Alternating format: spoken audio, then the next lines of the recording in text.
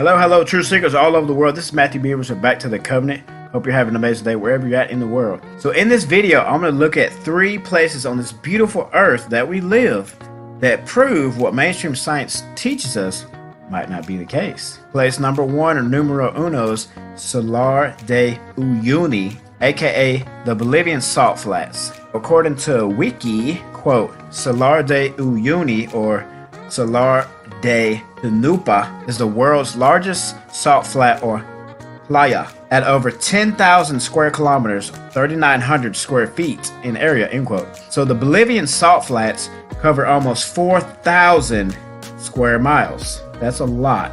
That's a lot of flat surface area. So let's hear from a travel vlogger about Salar de Uyuni. The short clip is from the Kara and Nate channel.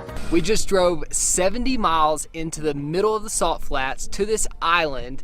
Once we got like 50 kilometers out, you could start to see it, and it felt like we were going to be there any minute the entire time. The depth perception here, because it's so flat, is so messed up.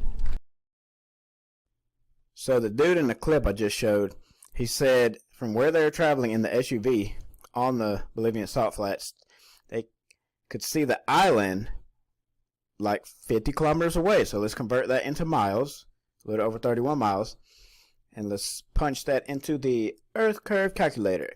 Accurately calculate the curvature you're supposed to see on the ball Earth. Alright, so I already got 31 miles plugged in, so it's a little shy of 650 feet of curvature they should have seen.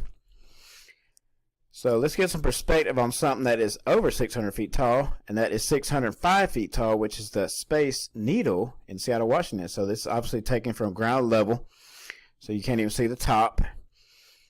So just picture this plus 35 feet more stacked on top of it is how much curvature from the ground level traveling on the Bolivian salt flats in an SUV.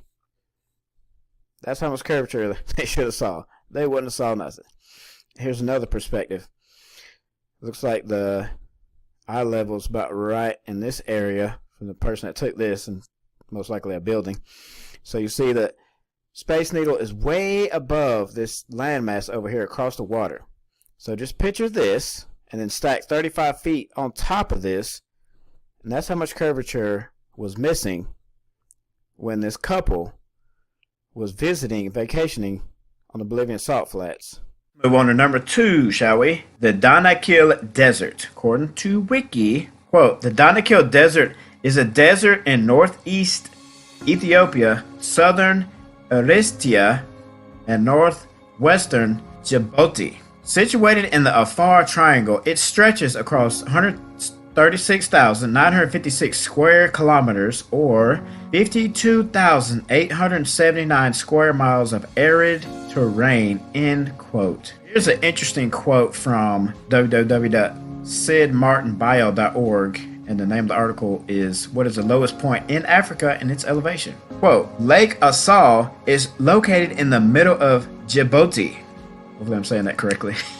Apologize if I'm not. Anybody that lives there. In a closed depression at the northern end of the Great Rift Valley, situated in the Danakil Desert, it is bounded by hills on the western region. The lake lies at an elevation, this is interesting, the lake lies at an elevation of 155 meters or 509 feet below sea level, making it the lowest point of Africa, end quote. Pretty sure you're not going to find a curve there. 3, numero 3, the Bonneville Salt Flats in Utah. Had to share one for all my peeps in the States. According to Wiki, quote, the Bonneville Salt Flats are a densely packed salt pan in Toole County in northwestern Utah. The area is a remnant of the, Pleistocene Lake Bonneville, and is the largest of many salt flats located west of the Great Salt Lake. The property is public land managed by the Bureau of Land Management and is known for land speed records at the Bonneville Speedway. Access to the flats is open to the public.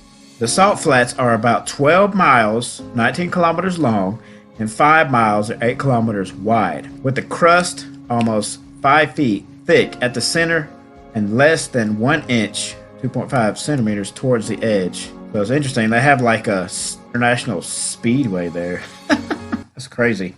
And I think some of the records have been broke there for people driving the fastest on land in cars. Somebody correct me if I'm wrong on that in the comments. All good. So I have to ask the question after sharing these 3 really flat places, and I could share tons more, but I just picked, these are the 3 I picked for this video. So I have to ask, how much flat surface area does it take to make a spherical shaped Earth? Whether it's a perfect sphere, like in the Photoshop images we get from NASA, or an oblate spheroid / pear-shaped, something that Neil deGrasse Tyson likes to say. So let me ask it again. How much flat surface area does it take to make a spherical shaped Earth? A question worth pondering. So to end, I want to read a short passage from the book of Genesis, chapter 1, verse 2. And the earth came to be formless and empty, and darkness was on the face of the deep, and the spirit of Elohim was moving on the face of the waters. Thought that would be a cool verse to end on after discussing the Bolivian salt flats. So keep thinking for yourself and question what they tell us. Thanks for watching. If you haven't already subscribed to the channel, please do, and share this if you got something from it. Thanks for watching and be blessed.